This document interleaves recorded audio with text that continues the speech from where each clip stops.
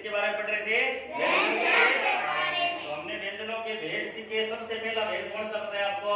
स्पर्श व्यंजन। कौन सा बताया था?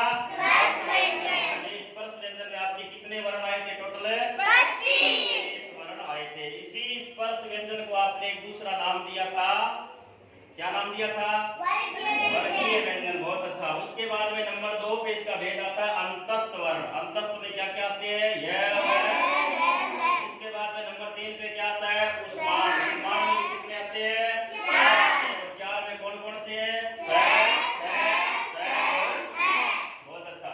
इसके बाद नंबर 4 पे आपका आता है अयोगवाह। कौन सा आता है? अयोगवाह।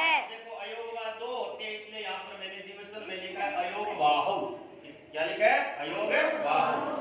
अयोगवाह किसको कहते हैं? बोले न योग है इति अयोग है। जिनका योग नहीं होता है। जिनका क्या नहीं होता है?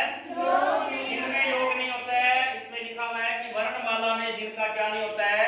योग नहीं होता है, उन्हें क्या कहा जाता है? अयोगवाह। योग क्यों नहीं होता है? क्योंकि अयोगवाह 2 होते हैं। एक होता है अंग और एक होता है अ। और अंग में जो ए लगा हुआ है और अ में जो ए लगा हुआ है, इसका योग हमने पहले स्वरों में कर लिया, इसलिए इसका क्या नहीं होता है? योग नहीं होता है। कितने होते हैं अयोगवाह? 2 होते हैं। कौन कौन से होते हैं? अंग और अ। अंग में जो ऊपर आपको बिंदु दिखाई दे रहा है, इसे क्या कहा जाता है संस्कृत में? अनुस्वार। और इसके पीछे 2 बिंदी दिखाई दे रही है, इसको क्या कहा जाता है? विसर्ग। और फिर आगे क्या लिखा है कि अनुस्वार विसर्गो स्वराश्रितौ। ये जो आपका ऊपर वाला अनुस्वार और ये जो 2 विसर्ग लगे हैं ना, ये किसके आश्रित होते हैं? ये स्वर के आश्रित होते हैं। कभी भी याद रखना, अनुस्वार का और विसर्ग का जो प्रयोग किया जाएगा वो किसके बाद किया जाएगा? स्वरों के बाद किया जाएगा। व्यंजन के साथ कभी भी नहीं होता है। क्यों नहीं होता है?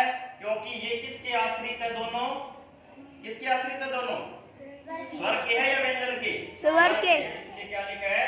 अनुस्वार और विसर्गो स्वराश्रितो। जैसे समझने के लिए यहाँ मैंने क्या लिखा? हंस लिखा। हंस का जब आप विच्छेद करोगे तो आपने कैसे विच्छेद किया है? प्लस और ए में ऊपर क्या लगा दिया? अनुस्वार लगा दिया। अब बताओ ये अनुस्वार किस में लगा है में लगा है या ए में लगा है? ए में। ए आपका स्वर है या व्यंजन है? इसलिए ये अनुस्वार किसके आश्रित होता है? स्वर के। फिर दूसरा देखो आपका यहाँ क्या लिखा है? राम है।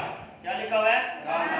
अब जब आप राम को विच्छेद करोगे, राम शब्द को तोड़ोगे, तो रे में क्या है? आ।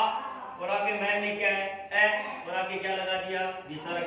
अब बताओ ये विसर्ग मैं के साथ आया है ए के साथ आया है? ए के साथ। इसलिए ए के साथ और ए हमारा व्यंजन है या स्वर है? व्यंजन है या स्वर है? स्वर है। इसलिए आपके अनुस्वार और विसर्ग क्या होते हैं? अनुस्वार और विसर्ग हमेशा के लिए स्वरों के आश्रित होते हैं, व्यंजन के आश्रित नहीं होते।